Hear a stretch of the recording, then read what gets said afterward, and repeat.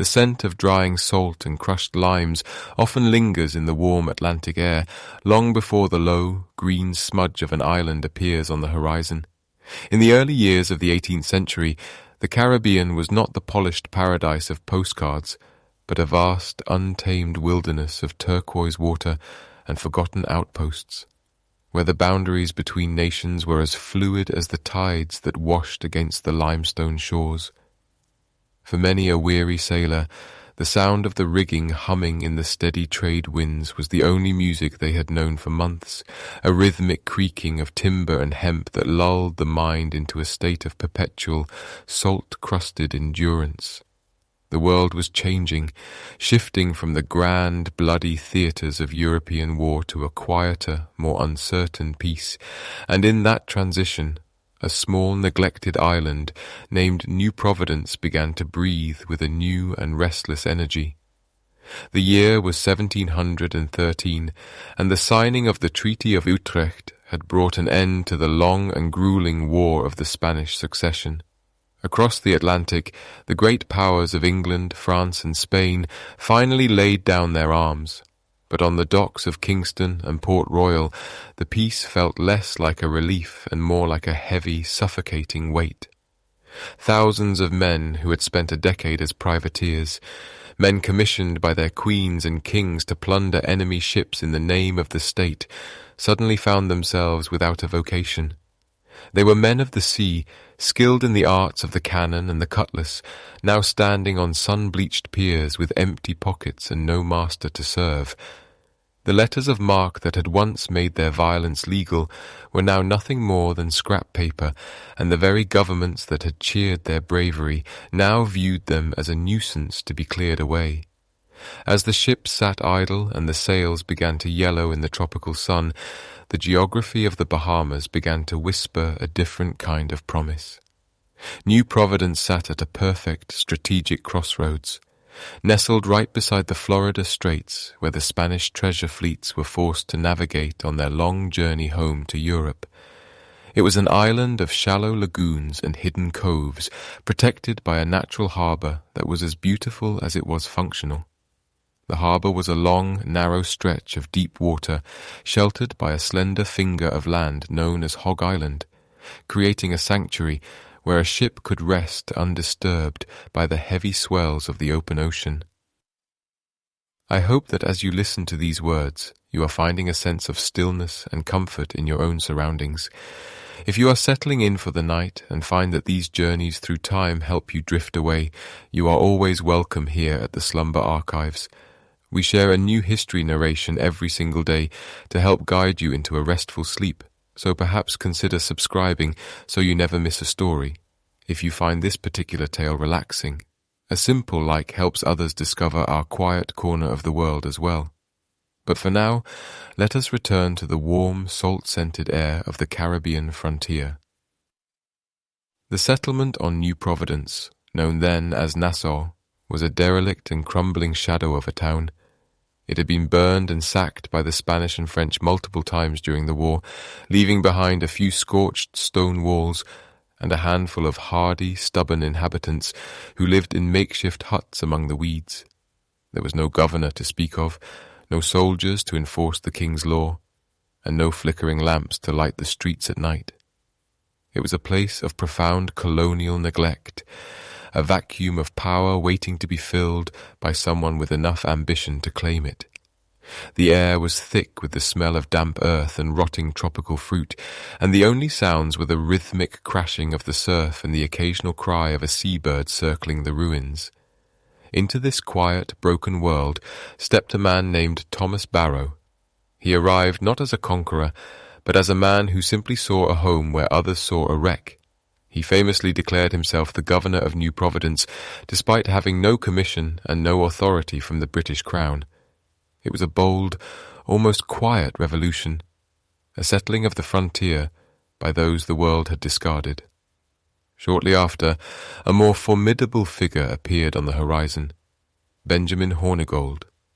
Hornigold was a man of significant presence, a former privateer who commanded respect through a mixture of iron will and a lingering sense of old-world discipline.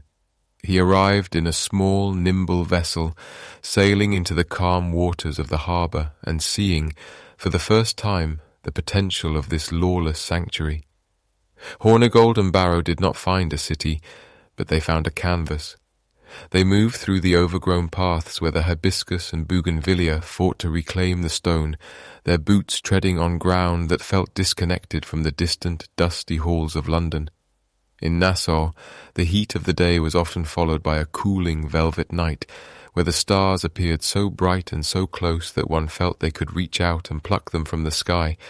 There was a profound silence in those early days, a sense of waiting. The trade winds would rustle through the palm fronds, a soft, dry sound like the turning of old parchment, carrying the scent of the sea and the promise of a life lived outside the reach of kings. The strategic value of the harbour cannot be overstated. While the great warships of the Royal Navy drew too much water to navigate the treacherous, shifting sands of the Bahamian banks, the light, fast sloops favoured by the privateers could skim over the reefs with ease. It was a natural fortress, a place where the hunted could become the hunters. As Hornigold looked out over the glass-like surface of the water, he saw more than just a hiding place. He saw the birth of something entirely new. He saw a republic of sorts, a gathering of the dispossessed who would create their own rules in the absence of any others. Meanwhile, the news of this wide-open haven began to trickle through the taverns of the West Indies like a slow-moving tide. Word travelled of a place where the harbour was deep, the wood for repairs was plentiful, and the law was a distant memory. For the unemployed sailors in Jamaica and the Leeward Islands, Nassau represented a glimmer of hope in a world that had turned its back on them. They began to arrive in ones and twos, then in dozens, drifting in on small boats, bringing with them nothing but their skills and a desire for a life that wasn't dictated by the lash of a naval captain. As the years passed from 1713 into 1714, the atmosphere of the island began to shift. The quiet neglect of the ruins was replaced by the sounds of industry, the rhythmic thud of hammers, the rasp of saws, and the low murmur of men talking around driftwood fires on the beach.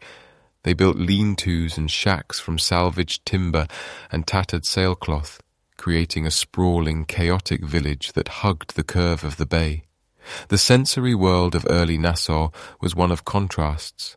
The crystalline purity of the water against the grit and sweat of the men, the bright, blinding white of the sand against the dark, cool shadows of the inland forest. There was no grand plan at first, no manifesto or constitution. It was a frontier in the truest sense, a place defined by its borders, or lack thereof. The men would sit on the beach as the sun dipped below the horizon, painting the sky in shades of violet and deep orange, reflecting on the strange turn their lives had taken. They were no longer subjects in the way they had been before. They were something else, something emerging from the salt and the heat. The British Crown was thousands of miles away, preoccupied with its own debts and internal politics, leaving this small pocket of the world to drift into a dream of independence. And so, the foundation of the Pirate Republic was laid not with a battle, but with a quiet arrival and a shared understanding of the horizon. The natural harbour of New Providence, once a lonely stretch of water, was becoming a heart that beat with the pulse of the Atlantic. Benjamin Hornigold and Thomas Barrow had planted a seed in the fertile, sandy soil, and as the trade winds continued to blow, that seed began to grow into something that would eventually shake the foundations of the maritime world. The dawn of the Caribbean frontier had arrived, draped in the soft colours of a tropical morning and the lingering scent of the endless open sea. Imagine, if you will, the sound of a heavy iron hammer striking a wooden stake, the rhythmic thud echoing across a beach where the turquoise water meets a shoreline of crushed white shells. This was the heartbeat of a new world being born, a world defined not by the crowns of Europe, but by the calloused hands of men who had decided they would no longer be subjects. By 1713, the settlement at Nassau was no longer just a collection of desperate sailors hiding from the law. It was a formal declaration of a new way of living. Under the shade of the swaying palms, Benjamin Hornigold and his associates did something truly radical for the 18th century. They declared Nassau to be a republic. It was a word that carried the weight of ancient Rome and the fire of future revolutions, yet here it was grounded in the practical, salt-stained reality of the pirate code. As the morning mist clings to the harbour, the Republic begins to take physical shape through a sprawling, chaotic, yet strangely functional tent city. Because the original town had been burned and battered by Spanish and French raids, the pirates did not bother with the rigid architecture of the Old World. Instead, they used what they had in abundance: the canvas of old sails, the sturdy timber of wrecked hulls, and the palm fronds that grew thick along the coast. These makeshift dwellings lined the sandy tracks that served as streets, smelling of wood smoke, dried fish, and the sweet, heavy scent of overripe fruit. In the centre of it all stood the ruins of Fort Nassau, a crumbling stone structure that the pirates began to repurpose, dragging salvaged cannons into its embrasures to ensure that any governor who dared to reclaim the island would find a wall of iron waiting for them. The true foundation of this republic, however, was not made of stone or canvas, but of the social contracts signed on the decks of the ships anchored in the bay. While the rest of the world functioned under the absolute tyranny of kings and the brutal discipline of naval admirals, the pirate ships operated as floating democracies. It is a striking thought to consider that, in an era of hereditary rule, these men were gathering on the quarterdecks to cast votes. They elected their captains based on skill and bravery rather than birthright, and just as easily they could vote a captain out of his position if he became too greedy or cruel. To balance this power, they created the role of the quartermaster, a man chosen by the crew to represent their interests, to handle the distribution of food and treasure, and to act as a check against the captain's authority. In the quiet of the harbour, as the lanterns flickered on the water, the men would sit in circles, debating their laws and ensuring that every man had a voice, a concept that was as intoxicating as the rum they shared. This promise of equality acted like a beacon, drawing people from every corner of the Atlantic who had been crushed by the systems of the time. Among the most significant arrivals were the runaway slaves, men who had escaped the brutal plantations of the nearby islands and the American South. In the Republic of Nassau, the colour of a man's skin mattered far less than his ability to pull a rope or fire a swivel gun. For a man who had spent his life in chains, the deck of a pirate ship offered a terrifying but beautiful kind of freedom, a chance to be a brother in arms rather than property. They joined the ranks of disillusioned merchant sailors who had fled the wooden world of the Royal Navy, where the lash was common and the pay was often withheld for years. Together, they formed a tapestry of humanity that the world had never seen, a community of the dispossessed, building a home on a foundation of shared risk and shared reward. Life in this fledgling republic moved to the rhythm of the tides and the arrival of prizes. When a ship returned to the harbour laden with cargo, the tent city would erupt into a period of wild, weary celebration. But beneath the revelry, there was a sophisticated system of social welfare that would have been unthinkable in London or Paris. The pirate code often dictated that a portion of all loot be set aside into a common fund, a sort of early insurance policy. If a man lost a limb in the line of duty, he was not cast aside to beg in the streets. Instead, he was paid a specific sum from the common chest, ensuring he could live out his days in the republic he helped build. This sense of communal responsibility created a bond that was stronger than any national loyalty, turning a group of outlaws into a cohesive society that looked after its own. As the years passed and the population of Nassau swelled into the thousands, The atmosphere of the island became a strange blend of a military camp and a bustling marketplace. You might see a former boatswain from Bristol bartering a silk waistcoat for a crate of limes, or a group of mariners from the African coast teaching their shipmates how to navigate by the stars of the southern sky. The air was always filled with a cacophony of languages, English, French, Spanish, and various West African dialects, all melting together into a unique maritime patois. There was a sense of profound, if fragile, peace within the harbour's embrace, as if the reef itself was a barrier against the injustices of the outside world. The Republic was a place where a man's past could be washed away by the salt spray, replaced by a new identity and a new purpose.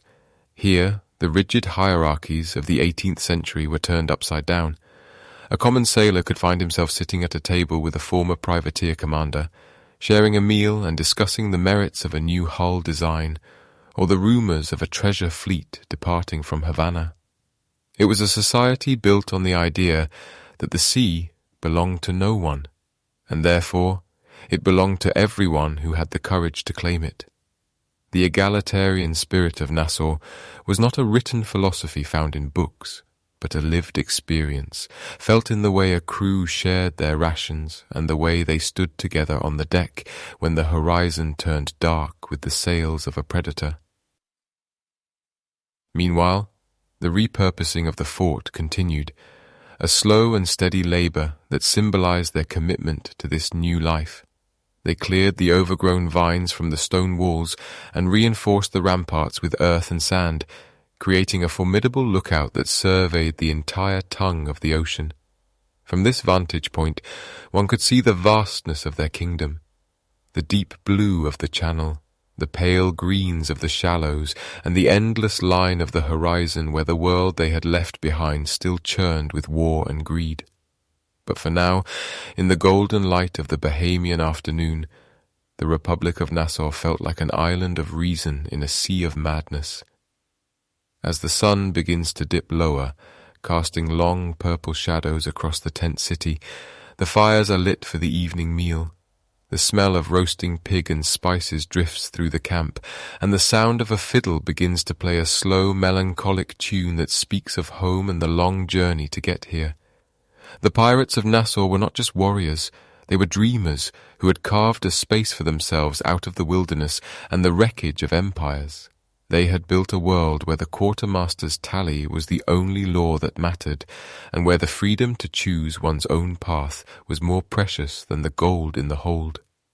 In this quiet moment, as the stars begin to peer through the canopy of the tropical night, the Republic stands as a testament to the enduring human desire to be free, a flickering light on the edge of the known world, waiting for the challenges that the new day would surely bring. The scent of salt-cracked timber and unrefined sugar hangs heavy in the humid air of New Providence, a thick, sweet perfume that drifts through the narrow aisles of the shanty town. It is a place where the sound of the ocean is never truly gone, a constant, rhythmic pulse that serves as the heartbeat of this lawless sanctuary.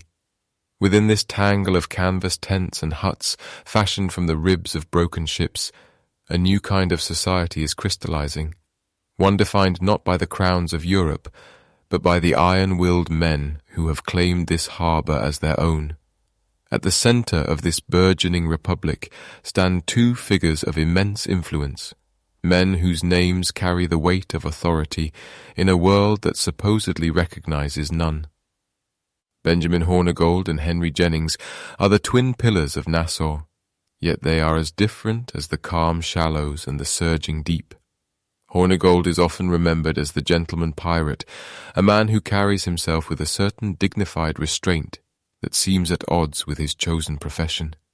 He is a veteran of the privateering wars, and even now he clings to a peculiar sense of national loyalty, refusing to strike any vessel flying the English ensign. There is something almost scholarly in his approach to the sea, a measured, tactical mind that prefers the clever maneuver over the mindless slaughter. He views himself not as a common thief, but as a displaced soldier of the seas, a protector of the island's fragile independence. In contrast, Henry Jennings is a man of fire and volatility, a former captain of the Jamaican privateers who possesses a relentless, predatory instinct. Jennings is fueled by a sharp ambition and a willingness to seize what he desires through sheer force of will. While Hornigold seeks to build a structured brotherhood, Jennings is the master of the sudden strike, the man who understands that in this wild frontier, power is something that must be taken and held with a closed fist. Despite their differing temperaments, these two men form an uneasy but essential partnership that provides the backbone of the Republic. They are the unofficial Lords of New Providence, and their rivalry serves to sharpen the skills of the men who follow them. It is under the watchful, disciplined eye of Benjamin Hornigold that a young and towering sailor begins to make his mark.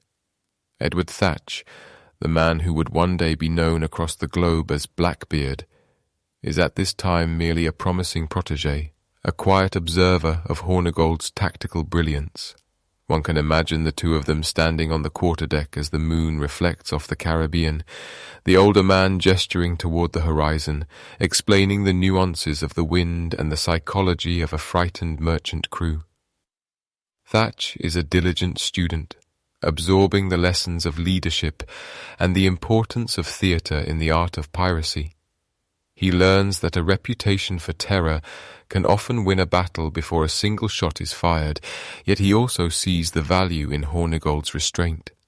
This mentorship is the quiet forge in which the most famous pirate in history is being shaped, a slow, deliberate tempering of a man who will eventually become a legend of the deep. While these leaders plot their courses on charts spread across rum-stained tables, the daily life of the shantytown hums with a chaotic, vibrant energy. Nassau is a world of perpetual motion, where the traditional boundaries of class and race have been washed away by the tide. In the taverns that line the waterfront, the air is thick with the smoke of tobacco and the boisterous songs of sailors who have finally found a place where their voices can be heard. These are not the polished establishments of London or Port Royal. They are makeshift structures of driftwood and palm fronds, where the floor is the white sand of the beach and the light comes from flickering tallow candles. Here, illicit goods of every description change hands with a casual ease that would scandalize the merchants of the mainland. Bales of fine silk, crates of indigo, and casks of the finest French wine are traded for basic supplies or spent in a single night of revelry. There is no magistrate here, no gallows standing in the square to remind the people of their sins. Instead, there is the rough democracy of the deck, a system where every man has a vote and a share, and where the only law is the unspoken agreement to stand by one's shipmates. It is a fragile, beautiful sort of anarchy. A moment in time where the common sailor is the master of his own fate, living for the present because the future is a storm that has not yet gathered. The economy of this strange republic received a sudden, staggering injection of wealth in the year 1715, following a disaster that would change the course of Caribbean history. A massive Spanish treasure fleet, laden with the riches of the New World, was caught in the teeth of a ferocious hurricane off the coast of Florida. 11 ships were driven onto the jagged reefs, their hulls torn open and their vast cargoes of silver and gold spilled into the shallow turquoise waters. When the news reached Nassau, it was as if a spark had been dropped into a powder keg. Henry Jennings was among the first to arrive at the wreck sites, leading a daring raid on the Spanish salvage camps and carrying away a fortune that defied imagination. This influx of Spanish gold transformed the local economy overnight. Suddenly, the humble shantytown was awash in silver pieces of 8 and gold doubloons. The influx of wealth allowed the pirates to refit their ships, buy better armaments, and attract even more desperate souls to their cause. The wrecks of the 1715 fleet became a sort of communal bank for the Republic, a source of endless wealth that fueled the growth of Nassau and solidified its status as a true power in the region. As the sun begins to dip below the horizon, casting long amber shadows across the harbour, The Republic of Nassau feels less like a den of thieves and more like a fledgling nation.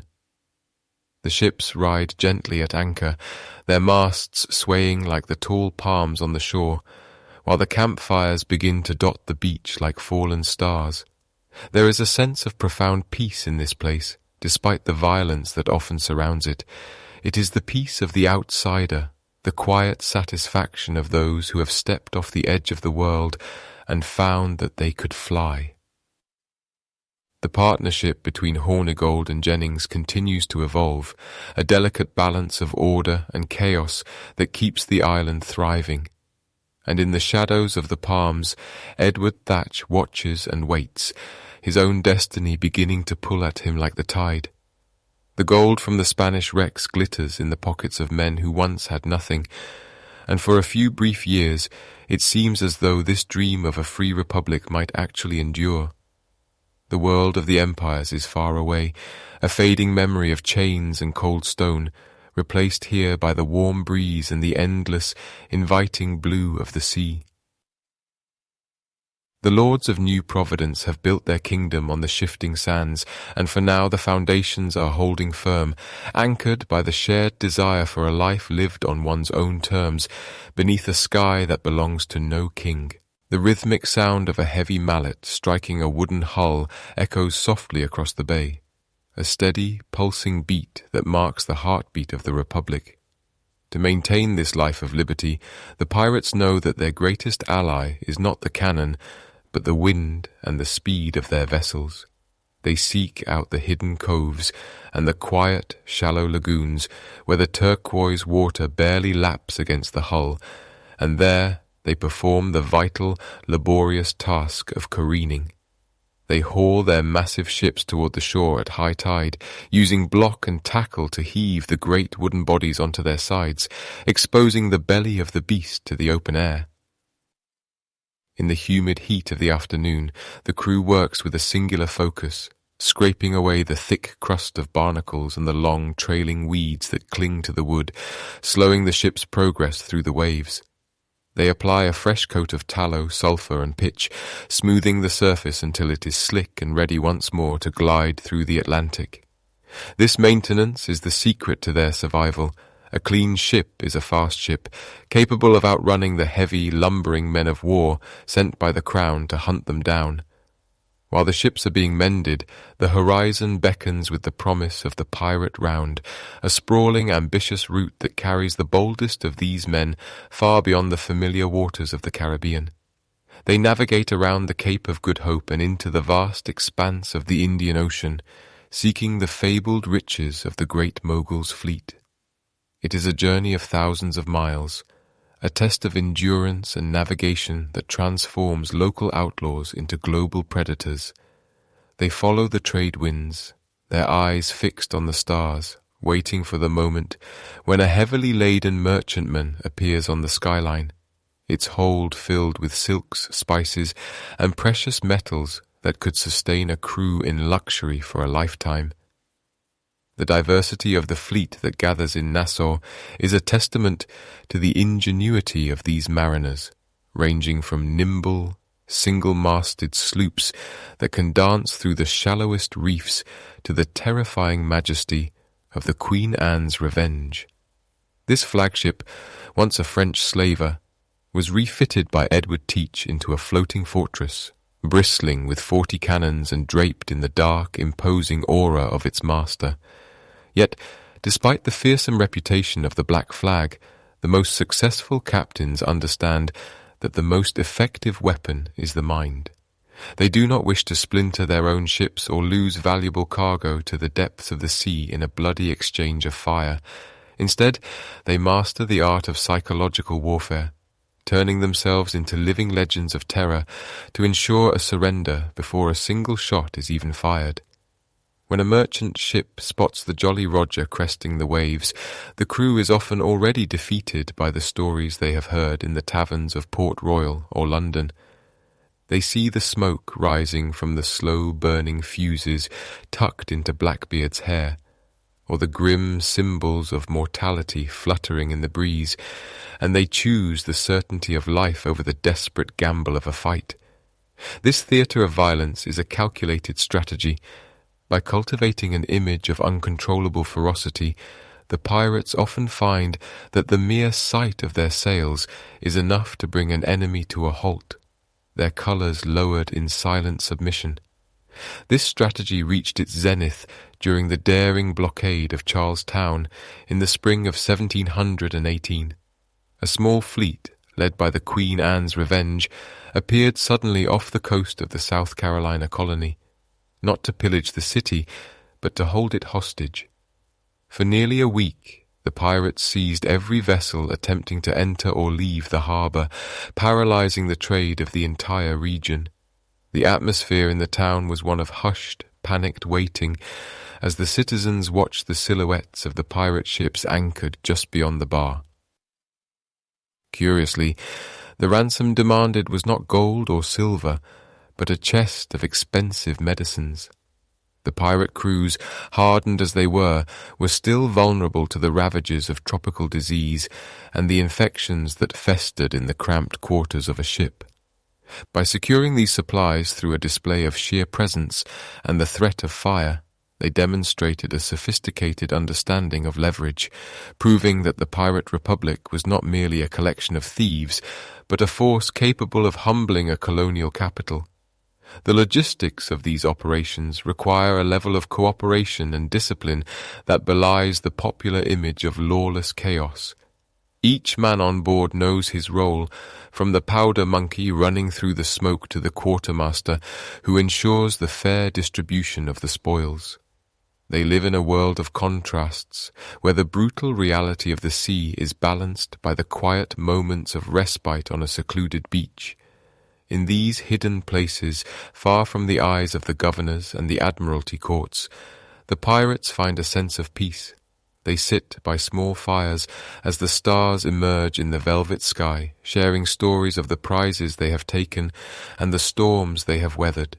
The air is thick with the scent of wood smoke and salt, and the only sound is the gentle rustle of the palm fronds in the night breeze. It is in these moments that the true nature of their freedom is felt most deeply, a liberation from the rigid hierarchies of the land, replaced by a brotherhood of the waves, where a man's worth is measured by his courage and his skill. As the years of the Golden Age progress, the wealth flowing into Nassau begins to change the very fabric of the settlement. The makeshift tents and shacks are replaced by more permanent structures, and the marketplace becomes a vibrant, chaotic center of global commerce. One might find an ivory-handled pistol from Europe resting beside a bolt of fine indigo silk from the East Indies, or a sack of aromatic coffee beans traded for a keg of Jamaican rum. The language of the streets is a melodic blend of English, French, Spanish, and West African dialects, a testament to the diverse origins of those who have sought refuge under the black flag. They are the outcasts, the runaways, and the dreamers, all woven together into a tapestry of rebellion that defies the maps of the empires. The pirates also maintain a complex relationship with the local populations of the islands they frequent. In some places, they are seen as protectors or valuable trading partners, bringing goods and coin to remote outposts that the colonial governments have long neglected. They establish informal networks of lookouts and suppliers, ensuring that they are always one step ahead of the naval patrols. This shadow economy thrives in the gaps between the official laws, fueled by the staggering profits of the plunder. A single successful voyage can yield a fortune that would take an honest sailor several lifetimes to earn, and this promise of sudden, transformative wealth acts as a powerful magnet, drawing more and more men away from the harsh discipline of the Royal Navy and into the fold of the Republic. Yet even as they enjoy the fruits of their success, the shadow of the gallows is never far away. They know that the empires are slow to wake, but once roused, their reach is long and their resolve is cold. For now, however, the pirates of Nassau remain the masters of their own destiny. They continue to refine their tactics, learning to use the geography of the Bahamas to their advantage, hiding in the labyrinth of cays and sandbars where the heavy warships of the Crown fear to tread. They are the ghosts of the Atlantic, appearing and disappearing at will, leaving behind only the stories of their exploits and the lingering scent of gunpowder in the salt air. The Republic stands as a defiant middle finger to the old world, a place where the rules are rewritten every day by the men who have the strength to hold the wheel and the courage to sail into the unknown. But the winds of the Atlantic are fickle, and even the most defiant strongholds eventually feel the chill of a changing season. In the late summer of 1717, a heavy silence falls over the London docks as a wax seal is pressed onto a document that will change the fate of the Caribbean forever. This is the proclamation for suppressing pirates, issued by King George I, a formal offer of clemency that would come to be known across the taverns and quarterdecks of Nassau simply as the King's pardon. It is a calculated move, a velvet glove hiding a heavy iron fist, offering a full and total forgiveness for any acts of piracy committed before the 5th of January, if the men surrender themselves to a governor by a specific deadline. The news of this decree travels across the ocean not as a thunderclap, but as a slow creeping fog, drifting into the harbour of Nassau and settling over the shanty towns and the tilted masts of the pirate fleet. Suddenly, the lawless freedom of the Republic is confronted with a choice that splits the community down the middle, creating a rift that no amount of rum or shared history can bridge. In the smoky dimness of the seaside huts, men who once fought side by side now look at one another with newfound suspicion. For some, the pardon represents a way out, a chance to take their buried gold and retire to a quiet life of farming or trade, to see their families again without the shadow of the gallows looming over their shoulder. They are tired of the constant vigilance, the rotting tropical fevers, and the knowledge that every sail on the horizon might be the one that brings their end. These men, led by figures like the veteran Benjamin Hornigold, begin to argue that the Golden Age is over, and that it is better to live as a forgiven subject than to die as a defiant king of the waves. But there are others who see the proclamation as a hollow lie, a trap designed to lure them into the reach of the hangman's noose. To these pirates, the pardon is an insult to the very liberty they have bled for, a chain forged in gold instead of iron. They believe that once they surrender their ships and their weapons, the crown will find a way to revoke the promise or simply leave them to rot in poverty, while the merchant princes continue to grow fat on the labours of the poor. As the months of 1717 drift toward their end, the atmosphere in Nassau grows thick with tension, the air heavy with the scent of salt spray and the unspoken questions of men who no longer know who to trust. The Republic is no longer a unified front. It is a house divided against itself. While some begin to pack their sea chests and prepare their formal surrenders, others sharpen their cutlasses and look toward the open sea with a renewed and desperate ferocity. This internal fracturing is exactly what the British Crown intended, but the proclamation is only the first half of their plan. To truly break the back of the pirate republic, the king requires a man who understands the mind of a privateer, a man who has walked the same decks and navigated the same treacherous shoals as the men he is sent to subdue. That man is Woodes Rogers. A former privateer himself, Rogers is a figure of immense discipline and iron will, a man who once circumnavigated the globe and survived the most harrowing conditions the sea could offer. He is appointed as the new governor of the Bahama Islands, and he arrives not with empty promises, but with a small fleet of warships and a singular, unwavering mission to restore order to the chaos of New Providence.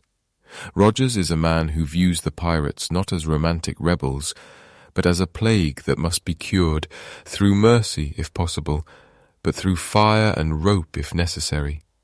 He brings with him the weight of the British Empire, a force that is no longer distracted by European wars and is now turning its full, slow and crushing attention toward the Caribbean.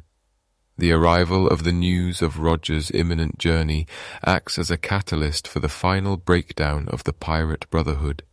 In the harbour, The sight of the great Republic begins to fade as ships slip away under the cover of darkness. One of the most vocal opponents of the pardon is Charles Vane, a man whose name has become synonymous with the most ruthless and unrepentant aspects of the pirate life. Vane is a creature of the old ways, a sailor who thrives in the chaos and refuses to acknowledge any master but the wind and the sea. For him, the king's pardon is a death warrant for the soul, and he watches with growing contempt as his former comrades prepare to bow their heads to a distant monarch. Vane represents the wild, untamed heart of Nassau, the part of the Republic that refuses to be tamed or integrated into the polite society of the world. He and his followers become the unrepentant, the men who choose the risk of the hunt over the safety of the shore. As the year 1718 begins to dawn, the departure of these holdouts creates a haunting atmosphere in the town. The bustling markets feel a little quieter, the laughter in the taverns a little more forced. There is a sense that an era is closing, like the final pages of a book being turned by a steady hand. The men who stay behind to wait for Woody's Rogers spend their days watching the horizon, wondering if they have made the right choice, while those who have fled into the labyrinth of the quays prepare for a war they know they cannot win in the long run, but which they are determined to fight to the very last breath. The physical geography of Nassau remains the same. The white sands still glow under the midday sun, and the turquoise water still laps gently against the hulls of the anchored sloops. But the spirit of the place has shifted. The dream of a pirate republic, a place where no man was a slave and every man was a partner, is dissolving into the reality of geopolitics and the cold requirements of global trade. Imagine the nights in the harbour during this time of waiting. The campfires on the beach flicker like dying stars, casting long dancing shadows against the palm fronds. You can hear the rhythmic creaking of the rigging, a sound like a slow, deep breath, as the ships rise and fall with the tide. There is a profound stillness in the air, the kind of quiet that precedes a great storm. The pirates who have accepted the pardon sit in the sand, perhaps feeling the weight of the coins in their pockets and the lightness of their souls, yet also feeling a strange, lingering grief for the wildness they are leaving behind. They are no longer outlaws, but they are not yet citizens. They exist in a liminal space, caught between the memory of the black flag and the reality of the Union Jack.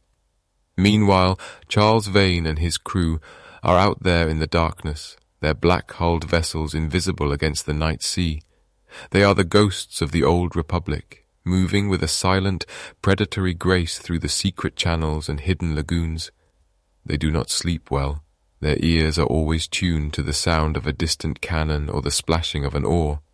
For them, the world has become smaller, more dangerous, and yet more vivid. Every meal is a victory, every sunrise a reprieve.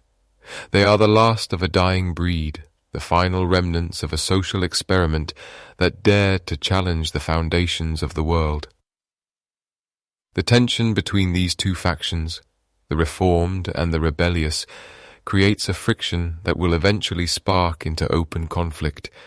When Woody's Rogers finally sails into the harbour of Nassau, he does not find a unified enemy, but a fractured society waiting for a leader to tell them who they are. He stands on the deck of his flagship, his eyes scanning the dilapidated fort and the crowded docks, seeing not a den of thieves, but a colony that must be rebuilt from the ground up.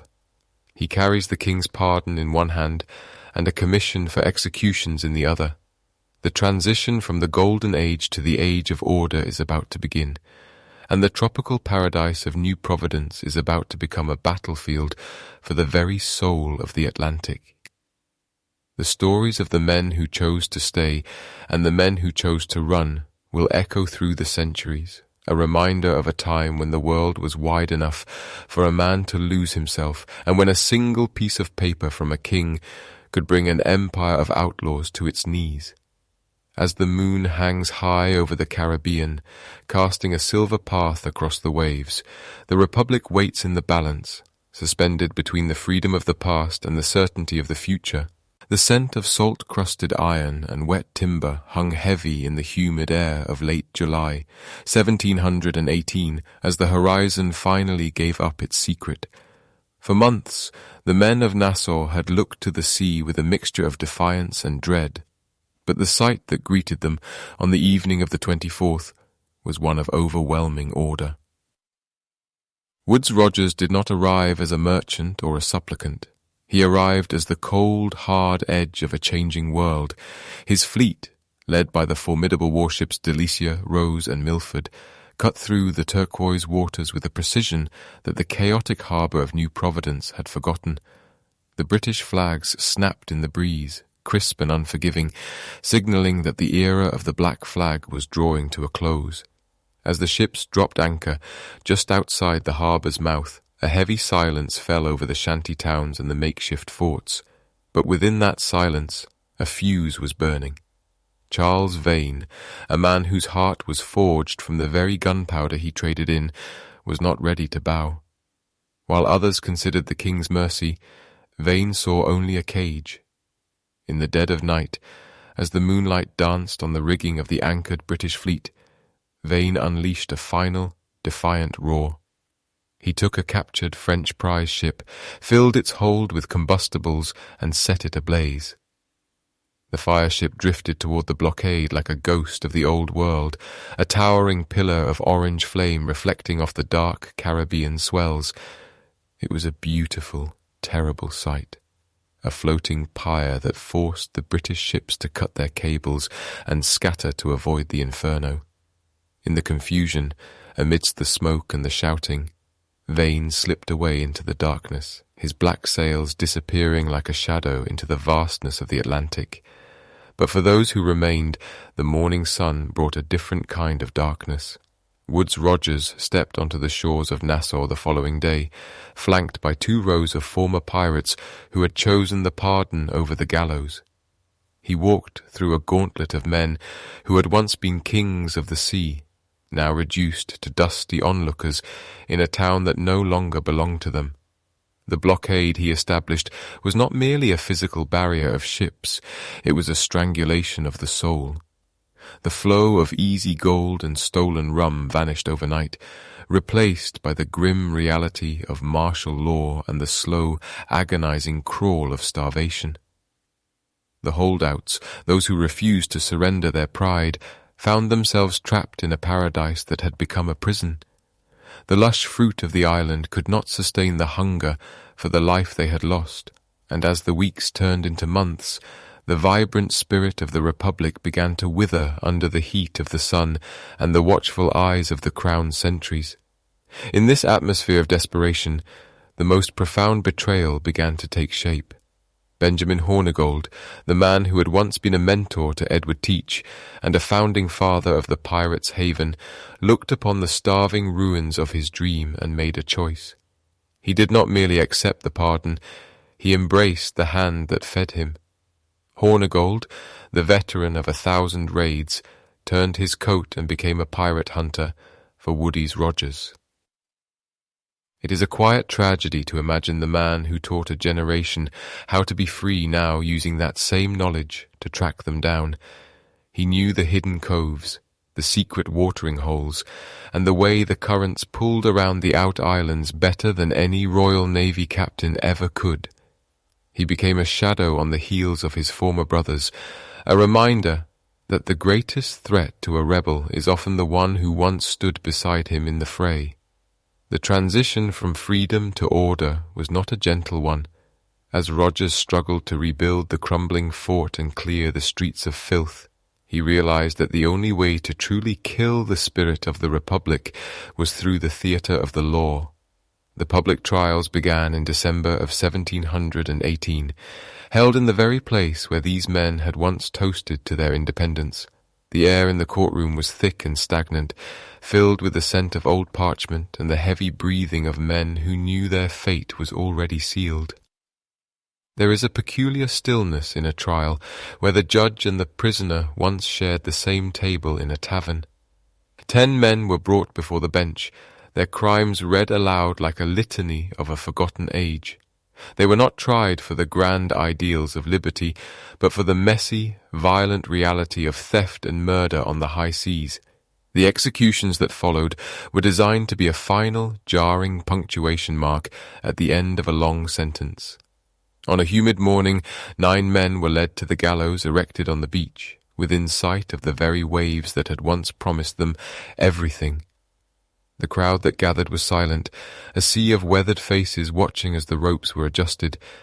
There was no grand rebellion, no last-minute rescue from the horizon. There was only the sound of the surf and the creak of the timber. One of the condemned, Thomas Morris, reportedly looked out at the ocean and remarked on the beauty of the day, a final moment of sensory clarity before the drop. When the traps fell, the lawless era of Nassau did not end with a scream, but with a collective intake of breath, a realization that the world had become smaller, more rigid, and infinitely more quiet. As the bodies swayed in the salt breeze, Woodes Rogers stood on the battlements of the fort, a man who had traded his own fortune and health to bring this sliver of land back into the fold of the empire. He had succeeded where others had failed, not through brilliance alone, but through the sheer, grinding weight of persistence. The Republic of Pirates was gone, replaced by a colony that would struggle for decades to find its footing in a world that no longer had room for outlaws. The taverns grew quiet, the flags of the crown flew high, and the maps were redrawn with new lines that left no space for the no-man's land of the past. But even as the trials ended and the dust settled, the ghosts of Nassau remained. They lingered in the rustle of the palm fronds and the way the light hit the water at dusk, a reminder that for one brief, flickering moment a group of men had looked at the horizon and seen not a boundary but an invitation. And as the stars begin to emerge over the quieted harbour, one can almost hear the faint, ghostly echo of a shanty carried on the wind, a song of a time when the only master a man had was the tide and the strength of his own hands. The salt air of the North Carolina coast carries a different weight than the balmy breezes of the Caribbean, a sharper edge that speaks of shallow sounds and shifting sands. It was here, in the cold, churning waters of Ocracoke Inlet, that the legend of Edward Thatch, the man the world knew as Blackbeard, would finally meet the cold reality of the law. As November of 1718 drew to a close, the era of the Titans began to crumble, not with a sudden collapse, but with the steady, rhythmic sound of oars cutting through the morning mist. Lieutenant Robert Maynard of the Royal Navy had been sent by the Governor of Virginia with a singular, grim purpose, and as his 2 small sloops crept toward the pirates' hideout, the silence of the dawn was broken only by the cry of gulls and the low murmur of the tide. Blackbeard did not flee. He stood his ground on the deck of the Adventure, a man who had become more myth than flesh, his beard braided with slow-burning fuses that trailed plumes of acrid smoke. But the smoke could not hide the changing world. The fight was brutal and close, a chaotic dance of cutlasses and pistols on a blood-slicked deck, until the giant of a man finally succumbed to 25 wounds, falling as the sun climbed higher into the pale sky. With his passing, a pillar of the pirate republic was gone, and the news rippled back to the docks of Nassau like a chilling draught, a sign that the walls of their lawless sanctuary were closing in. As the months turned into years, the shadow of the gallows stretched longer across the turquoise waters of the West Indies. Meanwhile, the scene shifts to the lush, green coastline of Jamaica in 1720, where a different kind of drama was unfolding under a heavy, humid moon. The pirate hunter Jonathan Barnett had come upon a small vessel anchored off the coast, its crew lost in the haze of a rum-soaked celebration. This was the ship of Calico Jack Rackham, a man known more for his flamboyant attire and his companions than for his tactical brilliance. While Rackham and his men cowered below deck, 2 figures remained above, fighting with a ferocity that defied the expectations of the age. Anne Bonny and Mary Read stood their ground, their silhouettes sharp against the night sky as they swung their blades and fired their pistols, cursing the men who refused to stand beside them. It is a striking image to hold in the mind. Two women who had cast off the suffocating constraints of colonial society to find a brutal, fleeting freedom on the high seas.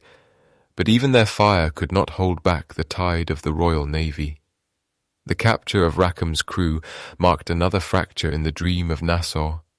During the trials that followed in Spanish Town, the world watched with a mixture of horror and fascination as the veil was lifted on the pirate life. Rackham met his end on the gallows, his body left to swing in a cage at the entrance to Port Royal as a rotting sentinel, while Bonny and Red escaped the noose by pleading their pregnancies, eventually vanishing into the mists of history and leaving behind only the echoes of their defiance. While these individual legends were being extinguished one by one, a much quieter, more methodical transformation was taking place back in Nassau itself. The harbour that once rang with the boisterous laughter of 1,000 freebooters was now governed by the steady, rhythmic tolling of a church bell and the crisp commands of British officers. Woodes Rogers, having survived the fever and the initial rebellions, was slowly carving a disciplined colony out of the chaotic ruins of the Republic. The ramshackle huts were being replaced by sturdy stone foundations, and the winding paths through the brush were straightened into orderly streets. The pirates who had taken the king's pardon found themselves integrated into a new social order, trading their cutlasses for carpenters' saws or fishing nets. The wild energy of the town was being funneled into commerce and defence, but the air felt thinner, the sense of limitless possibility replaced by the heavy mantle of duty and colonial expectation. As the years passed, the very nature of the ocean began to change in the eyes of the law. A fundamental shift was occurring in the courtrooms of London and the colonial capitals, a legal evolution that would seal the fate of the Golden Age. Piracy was no longer seen as a mere nuisance or a private matter between merchants and thieves. It was elevated to a crime against all of humanity. The Latin phrase hostis humani generis began to appear in legal documents and proclamations, branding the pirate as an enemy of the human race. This was a powerful, symbolic shift. It meant that a pirate belonged to no nation and was entitled to the protection of no laws. They were outcasts in the truest sense, creatures of the void who could be hunted by anyone, anywhere, without the need for formal declarations of war. This new legal doctrine turned the vast, open ocean into a giant trap. The sea, which had once been a wide-open frontier where a man could reinvent himself, was now a monitored thoroughfare of empire.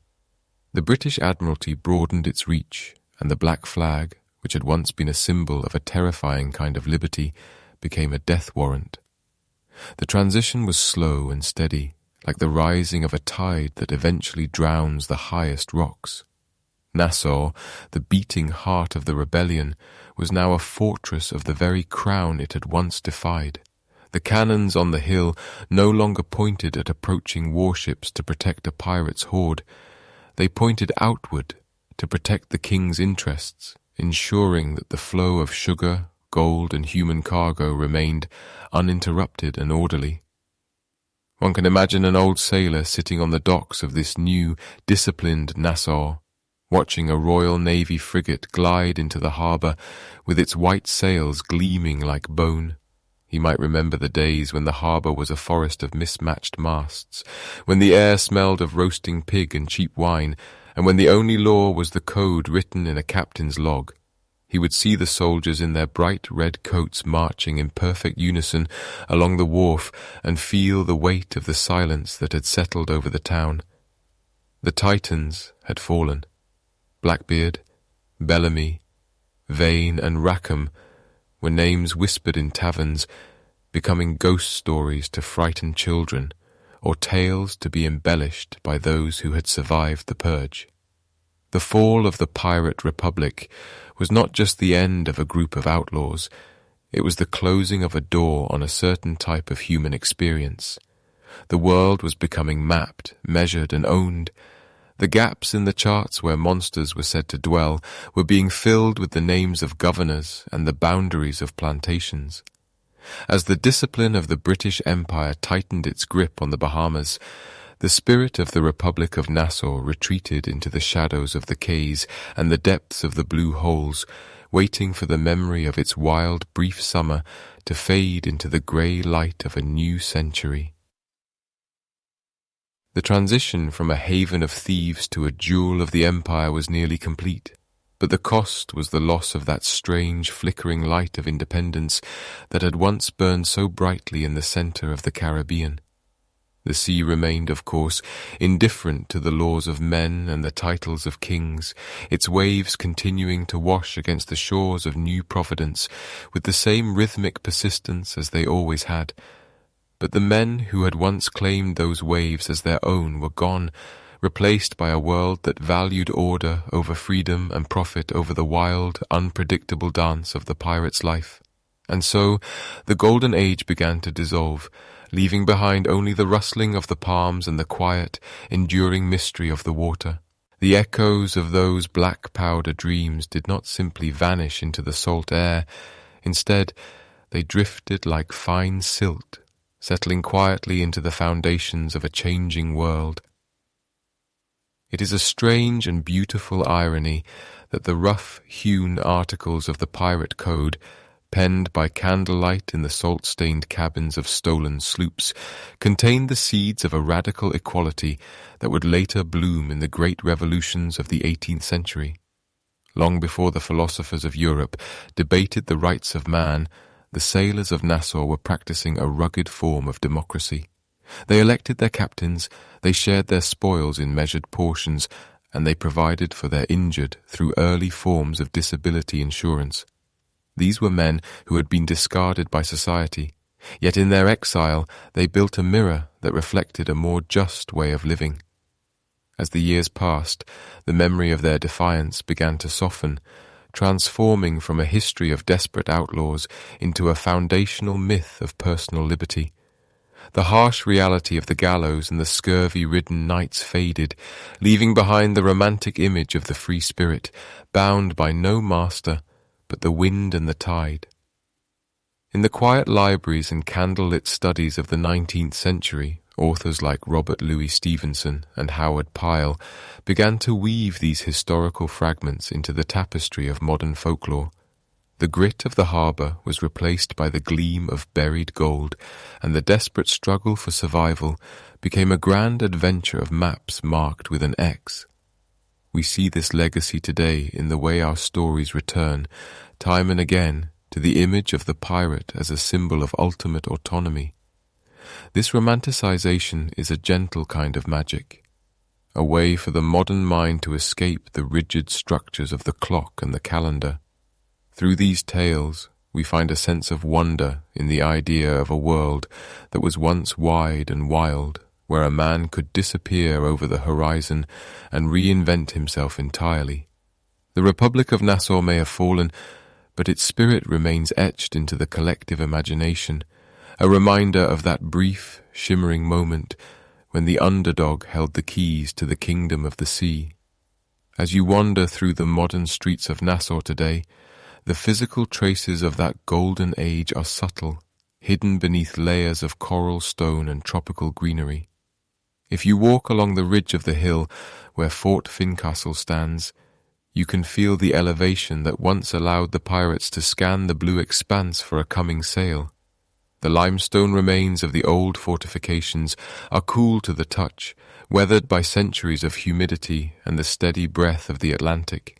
Down in the harbour, where the cruise ships now dock in their massive, silent majesty, the seabed still holds the secrets of the past. Beneath the turquoise surface, buried under shifting sands and colourful blooms of coral, lie the rotted timbers of forgotten wrecks and the heavy, rusted anchors of ships that haven't moved in 300 years.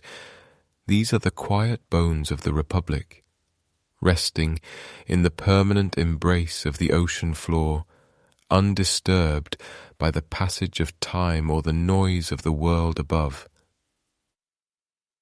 There is a particular kind of stillness that settles over the Bahamas when the heat of the day begins to lift and the evening shadows stretch across the white sand. In these moments, it is easy to imagine the harbour as it once was, crowded with the masts of 100 different vessels, the air thick with the smell of roasting meat, tobacco, and the sharp tang of wood smoke. You can almost hear the low murmur of voices from the taverns, the clinking of pewter mugs, and the distant, rhythmic creaking of ropes against timber. But as the light fades, these ghosts recede, leaving only the soft, repetitive sound of the waves. The water has a way of reclaiming everything, smoothing the jagged edges of history, until only the most essential truths remain. The pirates were, in the end, just men seeking a way to belong in a world that had no place for them, finding their solace in the vast, indifferent beauty of the Caribbean. The sand on the beaches of New Providence is incredibly fine, like powdered sugar, and it holds the warmth of the sun long after the stars have begun to appear. As the tide pulls back, it leaves behind intricate patterns in the wet sand, tiny ripples that mirror the larger movements of the sea. This is the same sand that felt the heavy boots of Benjamin Hornigold and the light, hurried footsteps of Anne Bonny. It is a landscape of constant change and eternal sameness. The palm trees lean towards the water, their fronds rustling in the night breeze with a sound like soft rain, whispering stories that no one is left to tell. There is a profound peace in this realization that the great dramas of history eventually dissolve into the landscape, becoming part of the earth and the water and the air we breathe. As the harbour of Nassau drifts into its nightly slumber, the silence becomes a heavy, comforting blanket. The lights of the town twinkle like fallen stars along the shoreline, but beyond the reef, the ocean remains a dark and mysterious expanse stretching out toward the horizon in an endless sequence of swells. The Republic of the Pirates is no longer a place of conflict or noise. It has become a sanctuary of the mind, a quiet corner of history where the weary can find a sense of liberation. The waves continue their long journey from the deep Atlantic, rolling over the sand with a steady, hypnotic pulse. Each surge is a breath, a slow and rhythmic rise and fall that lulls the island into a deep, dreamless rest. The gold is gone, the ships have vanished, and the names of the captains are written in the water. And so, we leave the shores of New Providence to the moonlight and the spray. The air is cool and fragrant, with the scent of night-blooming jasmine and the ever-present salt of the sea. There is nothing left to do but listen to the water as it washes away the day, leaving the mind as clear and open as the Caribbean sky. The history of the pirates is a story of fire and storm, but its ending is one of absolute tranquility. Let the rhythm of the tide become your own rhythm. Let the vastness of the ocean remind you that there is plenty of room for your thoughts to drift and fade. The Republic is silent now, tucked away in the folds of time, and the harbour is at peace. The stars watch over the quiet sands, and the deep blue mystery of the water carries us away into the stillness, further and further, until there is only the sound of the sea and the gentle, steady breath of the world.